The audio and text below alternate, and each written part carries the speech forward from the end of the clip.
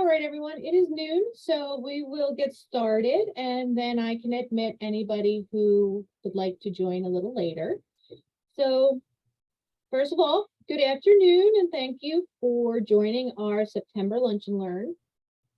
As always, I would like to thank you for donating to support these talks. The contributions help support the museum so we can continue creating educational content, exhibits, and continue doing research. Today's talk is going to be presented by Megan Schulman, the 2022 Lancaster General Health sponsored internship winner for the summer. She will be discussing her research on how Lancaster County helped eradicate smallpox. Megan is a recent graduate of Millersville University with a master's in history, but also has a deep interest in medical history. So I will turn it over to Megan to present, armed and ready, how Lancaster County contributed to the eradication of smallpox.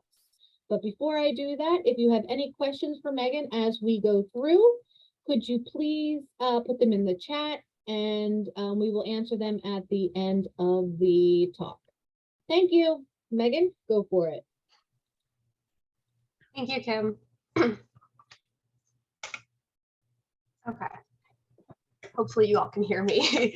My name is Megan Schulman, and I'm here today to talk to you about the eradication of smallpox and its connection to Lancaster County. Think of the eradication of smallpox. What comes to your mind? Maybe it's the World Health Organization or the Cold War, maybe Jenner's discovery of the vaccine, but I'm here to discuss why Lancaster County should be a part of this conversation. I'll first do a brief introduction of the history of preventative medicine, which originated with inoculation.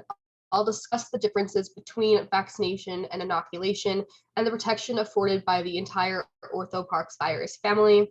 And then I'll talk about the true point of this presentation, Dr. H.M. Alexander and the Lancaster County Vaccine Farm, or the Marietta Vaccine Farm.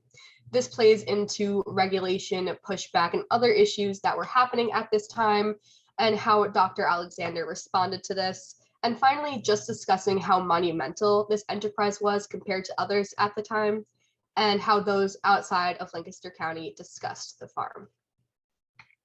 So at times, there were few fates worse than getting infected by smallpox, which had ravaged America since even before the 13 colonies. Although its origin is unknown, we do know that it was around in ancient Egypt.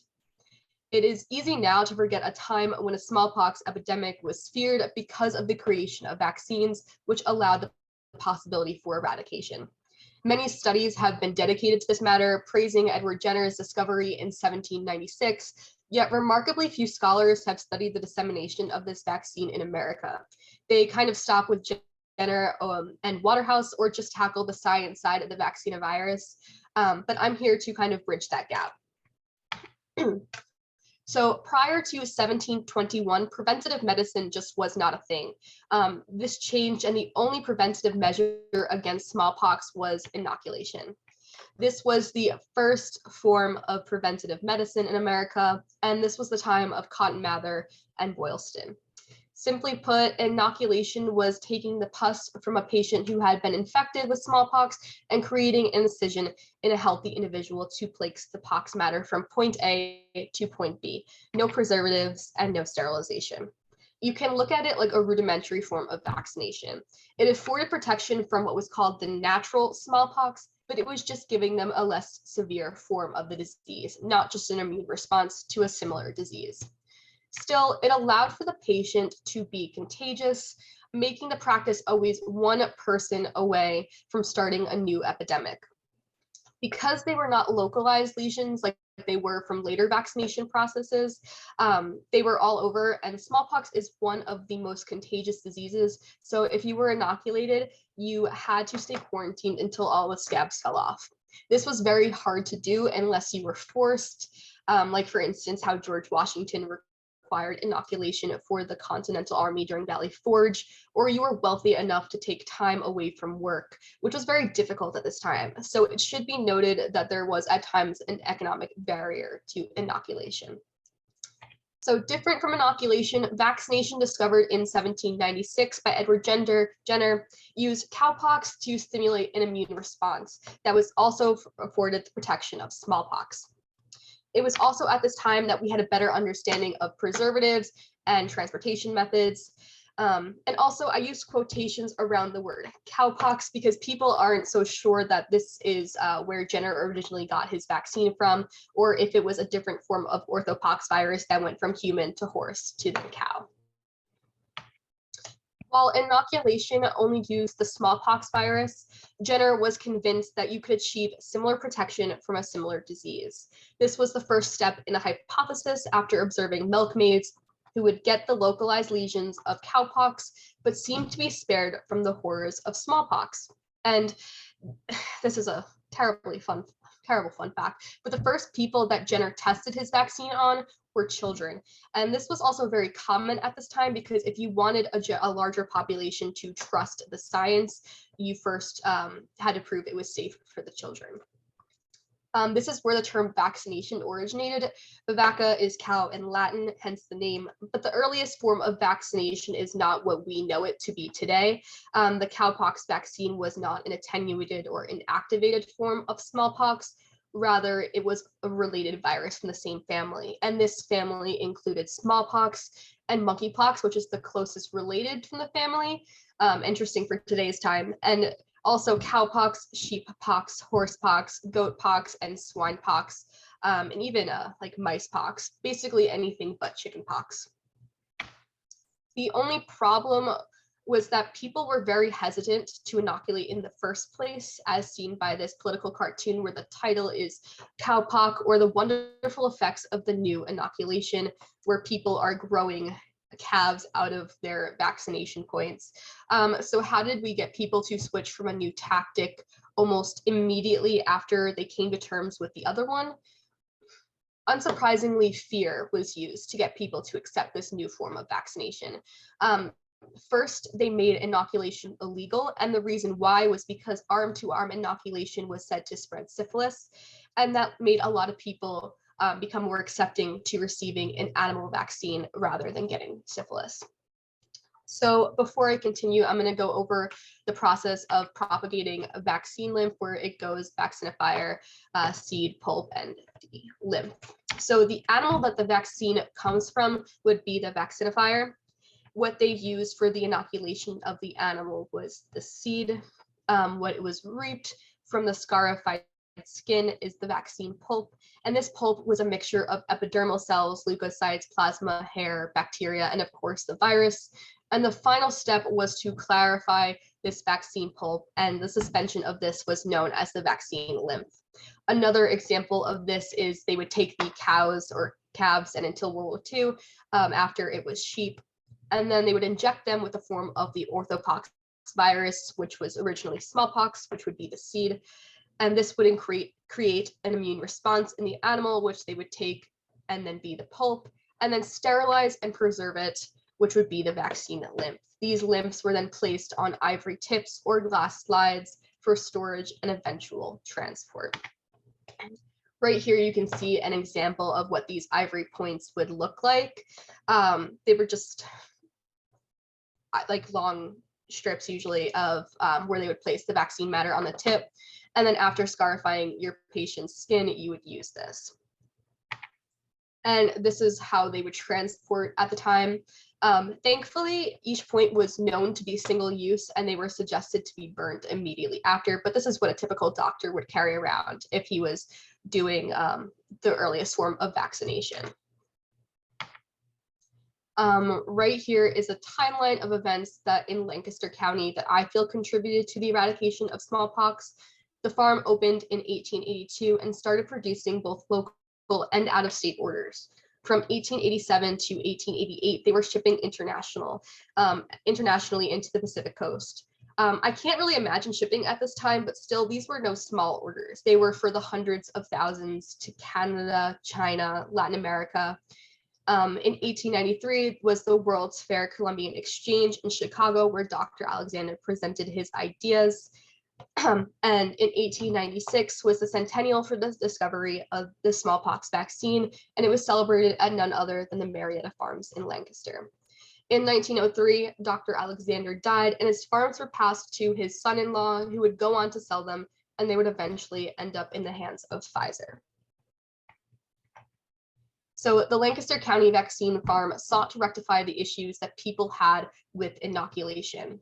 It was born of the mind of Dr. Alexander, and the farm started with just one calf in a chicken coop. Only a year later, it became necessary to expand the farm to include 500 calves. Over the course of his life, Dr. Alexander would go on to be called a martyr and even a world-renowned hero, as he rose to the same status as Edward Jenner in the States. People regularly sought to find parallels between the two of them. The reason for this was because the first cow at the vaccine farm was thought to have spontaneous cowpox, which, if it was true, would be the first form of spontaneous cowpox known in America. Yet there remains many discrepancies about how Dr. Alexander got this vaccine matter. Other options include Alexander inoculating a calf from a local patient's smallpox, or even a quote tramp having smallpox and then sleeping in the stable. So the first obstacle that Dr. Alexander aimed to address were the alternatives to using arm-to-arm vaccination. Even after vaccination became the primary preventative measure over inoculation, doctors were still using this method. So arm-to-arm vaccination was a logistical nightmare, but at the time there was no better, easier, or even safer way. It meant taking the matter from one patient, putting it in another, and waiting for their immune response, and then taking their infectious matter and continuing the cycle over and over and over again. Called the human chain, the transmission of vaccination this way was destined to fail if either the timing was off or the vaccine did not take in just one person. Imagine that the only way you can vaccinate an entire population is by relying on others to have the disease. This form of transmission was run by well-intended physicians. However, the advent of vaccine farms like the one in Lancaster allowed for this process to be mass-produced, commercialized, and studied further to repair these errors. To begin assuring the safety of vaccination, Dr. Alexander made certain that all of the calves came to the farm were graded and had a complete family history done. This alone was unheard of at the time. We were barely into understanding germ theory, let alone at a point of creating and mandating regulations. By some stroke of foresight, Dr. Alexander knew of the criticisms that would face his enterprise and vaccination itself, and this meant taking precautions from the start. And because the calves were on rent from local farms, they would just be rented until their inoculation was over. There were also additional risks posed by transportation. So in 1884, only 2 years after the initial start of the farm, the local newspaper proudly announced that they had acquired a wagon to aid in the transport of calves safely to the farm to avoid any unnecessary contamination or risk for either the owners or the farm themselves. A decade later, the Lancaster County Vaccine Farm was known to be the largest of its kind in the world and was able to produce what was known as the most vaccine lymph in the nation, equaling 100,000 doses per day, which is no small number. And it really helped with a lot of epidemics. This is why in May of 1902, when Lancaster County was faced with a smallpox epidemic, the rules were as followed. First was the establishment of strict quarantine laws. This meant that no meetings at any public locations, including the streets, could be held.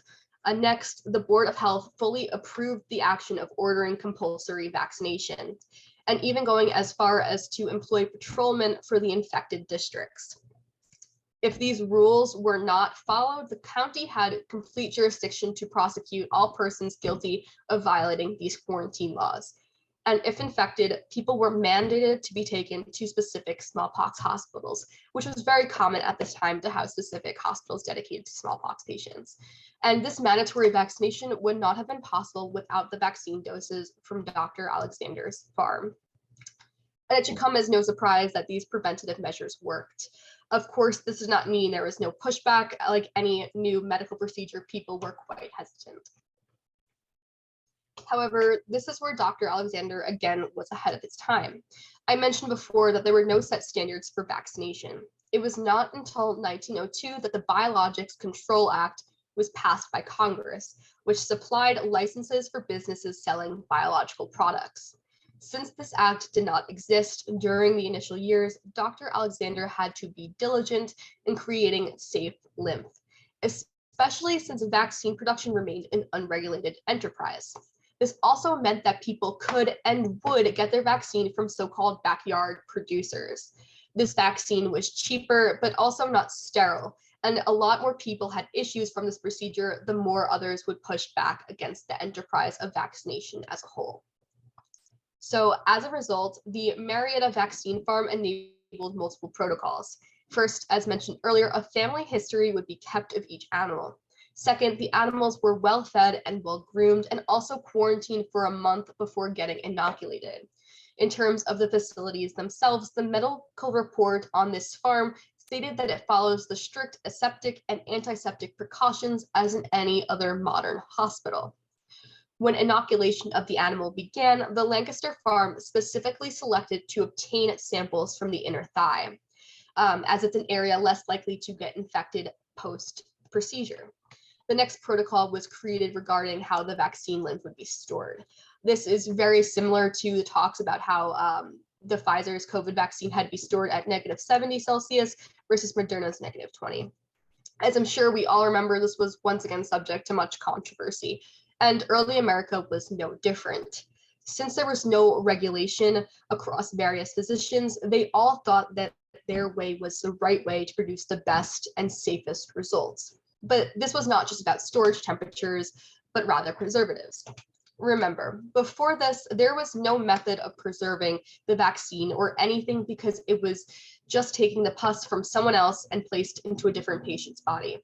For Dr. Alexander, this meant mixing the retrieved lymph with 40 to 60% glycerol, which was unheard of at this time. And following this, the glycerinated lymph would be stored at a low temperature to kill off any remaining bacteria. Choosing to use glycerin had multiple advantages. These advantages included antibacterial properties, prevention of ice, and allowing the vaccine to, quote, stick to the skin. Because of this decision, Dr. Alexander's vaccine had an extremely high reputation for purity. And the reputation was also factually observed by the medical board when only the Marietta Vaccine Farms vaccine was entirely free from pus bacteria, nephrotic bacteria, and blood cells. The other competition fell short, as the Lancaster County farms were the only sample to remain completely free of all bacterial traces by a pretty high margin. This isn't too different than what's done today with common stabilizers in vaccine vials being thimerosal and preservatives being sugar or gelatin. And here is an example of what some of these precautionary measures would look like. This is called a vaccinator, and this would make incisions along the arm. And this was also Dr. Alexander's own invention. As you can see in this zoomed in version, it was produced in Marietta, Pennsylvania, along with their other offices in New York, Chicago, and Omaha. Once those incisions were made, you'd see something like this being used, and this is very similar to the ivory points, just smaller for transport, and this is what would have the glycerinated vaccine on it, which you would place in the incision. This picture right here shows what a typical but more modern doctor at this time would carry. You can see this by the syringes, but obviously it depended on the practitioner, but ivory points were fairly common at this time and what was called a vaccination shield, which I will get into in a little bit. And this right here shows the difference between what Dr. Alexander was doing and what we are more accustomed to in terms of smallpox vaccination today. He actually sat right on the line of what this picture described because he was using glycerinated virus that was bacteriologically tested. And it did leave a larger scar and they had to be shielded with the vaccine shield. Here's another picture of what a different vaccination shield would look like. And this would be placed over the incisions and what could become lesions. I guess you could say that our modern version of this would be a Band-Aid, but due to the nature of smallpox, it had to be placed on there because of the importance of letting medical procedures like this breathe. But what Dr. Alexander did, although controversial at the time, was monumental. So much so that he took his idea to the 1893 World's Fair Columbian Exposition in Chicago and received, quote, the only premium awarded for vaccine virus. Other things that were showcased or invented at this time were the zipper, the Ferris wheel, automatic dishwasher, electricity, spray paint, and Cracker Jacks, and of course, many others. Now, I'm not saying that these aren't cool because they are, but this was the first time that I actually heard about a vaccine farm being advertised at the World's Fair, which was considered to be the epitome of creation and inventions at this time. And what is especially interesting about this is that if you look up this World's Fair, very rarely is it mentioned that Dr. Alexander was even there. So the fact is reliant on the various newspapers across the entire country that were very proud of this advancement being spread. About 3 years after the World's Fair in 1896, it came time to celebrate the centennial of the discovery of Jenner's smallpox vaccine. And the Lancaster County Vaccine Farms was selected above all others in the nation to host the celebration. Not only was this an extravagant event meant to celebrate the accomplishments of not only Jenner, but also of Dr. Alexander, and it also served as a way to show other physicians how to model a vaccine farm, and it allowed for the public to gain insight into the manufacturing process to begin to create a mutual trust of this practice. Again, just a reminder, this was completely unheard of. It sits right at the intersection of what was known as yellow journalism, which was crude exaggeration, and of muckraking, which was more investigative and exposing. And at this time, you were not expected to let anyone into your corporation or even care about standards, but that was the main point of this event, which is very monumental for the time. And while this farm was certainly not the only of its kind at the time, it was one of the few that had repeatedly been referred to as the largest in the world and had willingly undergone numerous inspections to prove their superiority, as is pointed out by this report right here. Because of the work and status of Dr. Alexander and the Marietta farm, they were able to produce more vaccine lymph than a lot of the other plants in the nation combined. This was the result of discovering the proper way to store vaccine lymph and how to safely speed production up. The way that this farm learned to store and speed up production went on to shape future vaccine plans and enterprises in the United States. This resulted in being a constant store of vaccine on hand in case an epidemic broke out across the country. One instance of this was seen in 1887, where the Pacific states were in the middle of an epidemic and placed an order with Dr. Alexander. Again, these were no small orders, and this would not have been possible with arm-to-arm vaccination methods. It relied on a steady supply of vaccine. Soon, this became a common occurrence as the farm regularly supplied to the South and even nations in China, Canada, Mexico, and South America, all of which placed orders specifically from this vaccine farm. One of the largest orders ever received on the farm was from Chicago after Dr. Alexander's death in 1930, when the Lancaster County Vaccine Farms supplied over 1 million vaccine doses in order to fight the epidemic there. By far, the best example of the state of Dr. Alexander's farm can be seen in how news publications discuss his venture. As I'm sure you're well aware, journalists during this time were known for their mudslinging, especially where anything biological was involved, which is not so different from today. And while the Marietta farm did face some criticism, it was not as severe compared to others at this time. Especially considering the rise of anti-vaccination movements that it took over Victorian England as a result of smallpox vaccination mandates for children. This first one talks about cursing the vaccinators, and you can see right here, this one is saying has impure virus in the children's ward. Here we see people feeding children to the cow with pustules saying it's opening Pandora's box. This was an envelope that was sent out to people, just discouraging mandatory vaccination. And we have right here a rally that says down with compulsory vaccination, and that vaccination is a curse. But really the only criticism I found on the Lancaster County vaccine farm came from the wording.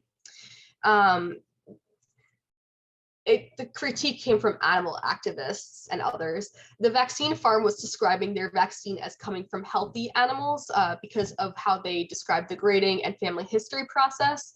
And people seem to take issue with the fact that if they were infecting these calves with disease, that they were inherently sick and not healthy. And this picture right here is how they would retrieve the vaccine lymph from the inner thighs. And aside from this, publications regarding the vaccine farm were overwhelmingly positive and nearly always mention the purity of the lymph. Again, I'm going to restate just how ahead of the time this was. Very rarely could you expect biological matter to be sterile and tested. Regularly, journals would have ads taken out by pharmacists, doctors, and druggists boasting where they got their vaccine from. This can be seen with this pin right here, and it was also very common for the Lancaster County vaccine farms, but they were more so gauged in newspapers. And this just proves how well known this enterprise was across the entire country. The Minneapolis Journal in 1883 published headlines regularly that stated absolutely pure vaccine virus from the Marietta vaccine farms. Years later, a newspaper in Washington state urged their parents not to be fearful of the vaccine because the supply points came from the government supply farm at Marietta, Pennsylvania, and every possible precaution is being used. This sentiment became a common belief. The vaccines that came from Marietta were superior to all else and should be trusted by children and their parents. Again, this was not common for this point because it wasn't until the 1902 that the government passed any regulation on biological products. As a result, the sanitation and regulation that Dr. Alexander put into place was one of the first of its kind in the nation, and newspapers and other physicians took notice.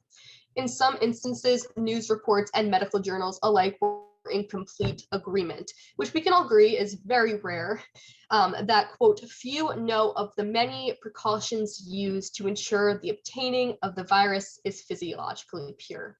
Similar accounts can be seen across the nation, all advertising purity as a way to encourage vaccination. This goes back to the trust versus fear topic that I discussed before. There even came a point in time where Dr. Faulkner, who was a member of the Royal Surgical Society of London, ordered the vaccine from the Lancaster County vaccine farms for his own purposes back in England. Of course, no one knew of the efforts and precautions more than Dr. Alexander and his fellow associates. And in an advertisement in the New York Medical Journal in 1901, it reads, quote, "In smallpox vaccinations, the greatest number of definite protective inoculations have followed the use of our lymph. It is surely better than to follow blindly in the trail of a dangerous foreign fad." This serves multiple purposes. First, if someone in the community has had a bad experience with vaccination from these so-called backyard producers, or even another physician who used different preservatives or different practices, there would be a community-wide consequence as more people lose faith in the practice. On the other hand, by explicitly explaining the practice and regularly inviting others to examine the process, it took some of the mystery out of it, making others more likely to seek preventive treatment, which is what we saw. So the Lancaster County vaccine farm paved the way for modern medicine in the United States.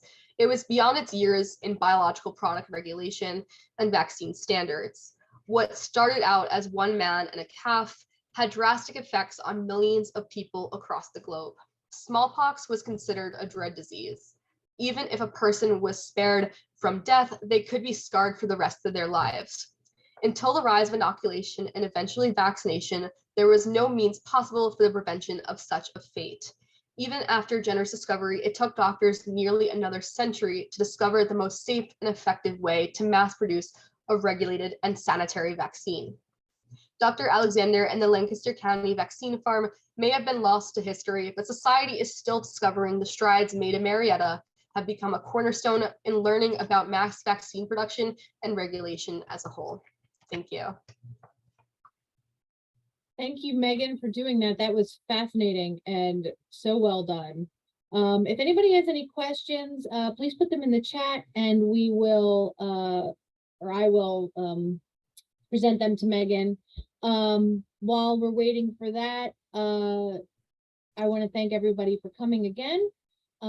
Without donations and support from people like you, the museum, wouldn't be able to do what we're doing. So again, thank you for coming to these talks and supporting the museum. So if anybody has any questions, please feel free to put them in the chat. If not, then I will say thank you to Megan, who did a fantastic job. And our next Lunch and Learn will be on October 3rd. It will be myself doing it. I will be doing it on medicine and mysticism. I know that there are some people in the participant list who already have tickets for that. So keep an eye out for everything. And I hope everybody has a wonderful rest of their day. Thank you. Kim, could I say something? Oh, surely. Go ahead, Alan. This was just an amazing presentation, Megan. The slides were absolutely outstanding. The history that you delved into, I didn't know anything about, and I was part of a group that tried to set up a museum in Marietta for the vaccine museum. So you've just done an outstanding job, and I'm glad this is going to be, it was recorded and can be presented again. It's unfortunate that a lot of people in Lancaster County, where this happened, have no idea of this history. So I think, again, we need to try to keep sharing this as much as we can. And thank you again, Megan, for your work and the wonderful presentation and the wonderful slides. I just want to say one thing about Dr. Alexander. Although his name is mentioned as the primary person, and I'm sure he was, concerning this, he must have had a tremendous number of workers behind him that followed his lead and thought that this was the way to go, because otherwise this never could have been presented to the world as it was. So yes, he was the leader, but there must have been other leaders too, which obviously we may never know their names or remember them in history. But it was a wonderful thing that it occurred in Lancaster and in Marietta. And again, Megan, thank you very much for your presentation. Thank you. And yeah, he did have a lot of people who stood behind him, especially in terms of the advertising and transport. Unfortunately, there is not a lot of names known from that. Right. We do have a question for you, Megan. Do you know why ivory was selected specifically to carry the inoculum? I think it was just what was available at the time. You see, I have a few different pictures of what was used to carry it, whether it be like glass sticks or slides. But I think that it was chosen specifically because it was just readily available. And I'm not really sure if they were really complete, like genuine ivory, or if it was just a color of a glass slide that they had that they could just toss, because they were single use. So I think that was not the best way to handle ivory at the time. Thank you. All right. Well, thank you everyone for attending, and I hope everyone has a wonderful rest of your day.